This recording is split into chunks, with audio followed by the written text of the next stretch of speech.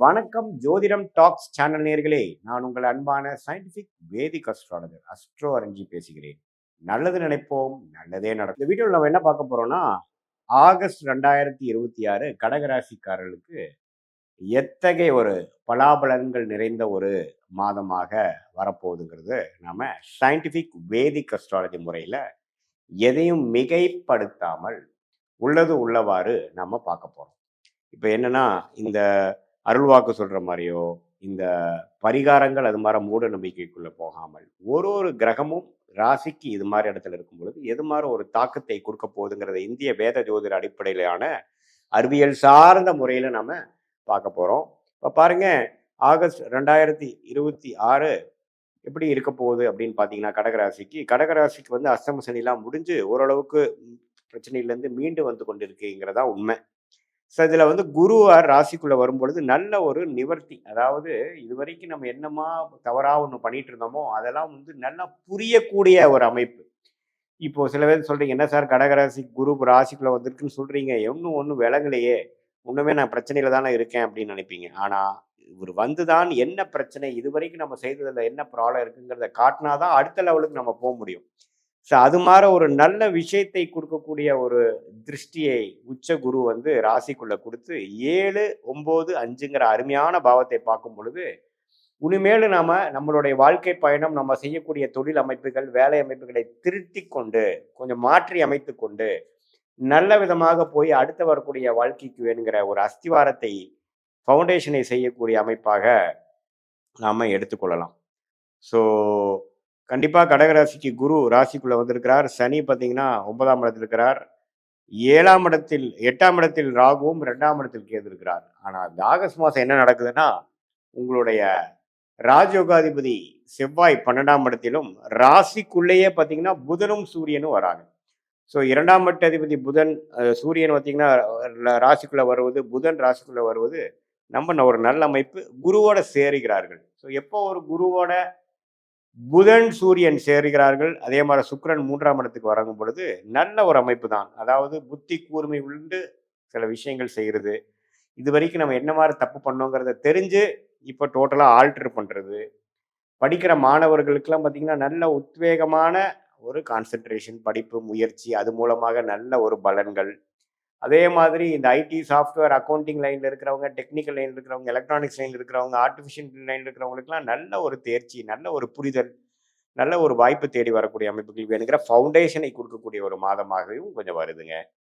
So இப்போ எப்படின்னா, இந்த ராசி இவ்வளோ ஒரு குரு புதன் சூரியனுங்கிற ஒரு நல்ல கிரகத்தின் தாக்கத்தில் மாதம் முழுவதும் இருக்கும் பொழுது, ஒரு நல்ல சில விஷயங்கள் பல மாதமாக போட்டு கொண்டிருந்த திட்டங்கள் வந்து கொஞ்சம் செயல்படுத்தி அதில் கொஞ்சம் ரன்னிங்க்கு வரக்கூடிய அமைப்புகள், அல்லது பெரிய பிரச்சனையில மாட்டிக்கொண்டு இருக்கக்கூடியவர்களுக்கு ஒரு சின்னதாக ஒரு ஓப்பனிங் கிடைக்கக்கூடிய அமைப்புகள், அதெல்லாம் வருதுங்க. அப்புறம் உங்களுக்கு மாதத்தின் செகண்ட் ஆஃப் பாருங்க, சூரியனுங்கிற தனகாரகனே 2ஆம் இடத்துக்கு போய் சில வருமானம் வர வேண்டிய பணம் கொஞ்சம் வந்து நமக்கு நிவர்த்தி பண்ற மாதிரி சில பிரச்சனைகளை வந்து நமக்கு சால்வ் பண்ணி கொடுக்கக்கூடிய அமைப்பாக நமக்கு வருது. ஸோ இதுதான் பார்த்தீங்கன்னா, அந்த உங்களுடைய ஜாதக அமைப்பில் பார்த்தீங்கன்னா, அந்த கடகராசிக்கு குரு புதன் சூரியன் செவ்வாய் 12 இருக்கும் பொழுது என்ன, உங்களுக்கு வந்து ஏதோ ஒரு இடமோ வீடோ ஏதோ ஒரு விஷயங்கள் விரயம் பண்ணி கூட சில பிரச்சனைகள் சால்வ் பண்ணிக்கலாம். அதுக்கப்புறம் அதை ரீஇன்வெஸ்ட் பண்ணி இன்னொரு இடத்துக்கு கொண்டு போகலாம். அது மாதிரி விஷயங்களும் கொடுக்கக்கூடிய அமைப்புகள் இருக்கு. ஸோ குழந்தைகள்னால ஒரு நல்ல விஷயங்கள், வேலை தொழிலில் கொஞ்சம் முனைப்பான ஒரு முயற்சி, அதே சமயத்தில் சில ஒரு அஷ்டம சனியிலேருந்து கொஞ்சம் மீண்டு வந்து இப்போ கொஞ்சம் அடுத்த லெவலுக்கு போகக்கூடிய ஒரு அமைப்புகளும் இந்த வருஷம் நான் ஸ்டார்ட் பண்ணிட்டேன் அப்படிங்கிற அமைப்பு. ஸோ இந்த குரு பயிற்சி அற்புதமான ஒரு பயிற்சியாக இருக்கிறனாலையும், புதன் சூரியன் ராசிக்குள்ளே வருவதனாலையும், 2ஆம் இடத்துக்கும் சூரியன் வந்து மாத இறுதியில் போகிறனாலையும் நல்ல ஒரு அமைப்பு. குருவால் எல்லாமே ஓரளவுக்கு திருட்பலம் பெறுகிறார்கள். அதே சமயத்தில் 9ஆம் இடத்தில் இருக்கக்கூடிய சனியை குரு பார்க்கிறதும், அப்பா சார்ந்த விஷயங்கள், அவங்களோட எழுத்து பூர்வீக சம்பந்த விஷயங்களுக்கு அவங்களுக்கும் கொஞ்சம் நமக்கு நல்ல ஒரு அமைப்புகள் இருக்கு.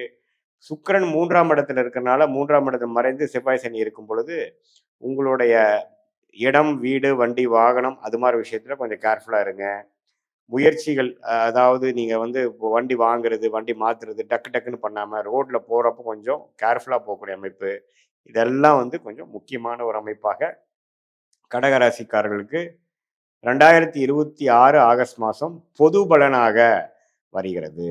இது பார்த்தீங்கன்னா மேலோட்டமாக பார்க்கும் பொழுது ஓரளவுக்கு நல்ல அமைப்புகள் இருந்தாலும் இப்போ கொஞ்சம் அப்படியே நீங்கள் செய்கிற விஷயத்துக்கு உடனே பலன் கிடைக்கலினாலும் செப்டம்பர், அக்டோபர், நவம்பரில் நீங்கள் ஆகஸ்ட் மாதம் இது மாதிரி சில விஷயங்கள் டெசிஷன் எடுத்து நீங்கள் பண்ணீங்களோ, யாரை கான்டாக்ட் பண்ணி பண்ணீங்களோ, அல்லது மாணவர்கள் வந்து எது மாதிரி லைனில் நீங்கள் போய் ஜெயிக்கலான்னு முடிவு பண்ணீங்களோ, அல்லது வியாபாரிகளாக இருக்கட்டும், சீனியர் சிட்டிசனாக இருக்கட்டும், என்ன சிந்தனை வந்ததோ அது பிற்காலத்தில் ஒரு நல்ல பலன்களை கொடுக்கக்கூடிய ஒரு அமைப்பாக கடகராசிக்காரர்களுக்கு இருக்கு. இது பொதுவான பலனே தவிர உங்களுடைய பிறந்த தேதி, பிறந்த நேரம், பிறந்த உரை வைத்து திருக்கணித பஞ்சாங்கத்தில் ஜாதகத்தை போட்டு நம்மளுடைய கன்சல்டேஷனில் நீங்கள் பார்க்கும் பொழுது உங்களுக்கு எது மாதிரி தசாபுக்திகள் போய் கொண்டு இருக்கிறது, எது மாதிரி அமைப்பு உங்கள் ஜாதகத்தில் இருக்குது, சயின்டிஃபிக்காக எப்படி தெரியுது, டிகிரி அடிப்படையில் பார்க்கும் பொழுது கர்மா எப்படி வேலை செய்யுது, பாஸ்டில் எப்படி வந்தீங்க, இப்போ ப்ரெசன்ட் எப்படி இருக்குது, ஃப்யூச்சர் எப்படி போக போகுது, நீங்கள் எது மாதிரி முடிவுகள் எடுக்கலாம், ஏன் இந்த மாதிரி ஒரு சூழ்நிலை நமக்கு வந்தது, இதுலேருந்து எப்படி நம்ம தப்பிக்கலாம், எந்த மாதிரி திசையில் நம்ம வந்து வாழ்க்கை பயணத்தை நம்ம மேற்கொள்ளுமான்னு பண்ணணும்னா ஒரு நல்ல ஒரு அமைப்புல ஒரு பிரச்சனை இல்லாத ஒரு அமைப்புக்கு ஃப்யூச்சரில் நம்ம போக முடியும்.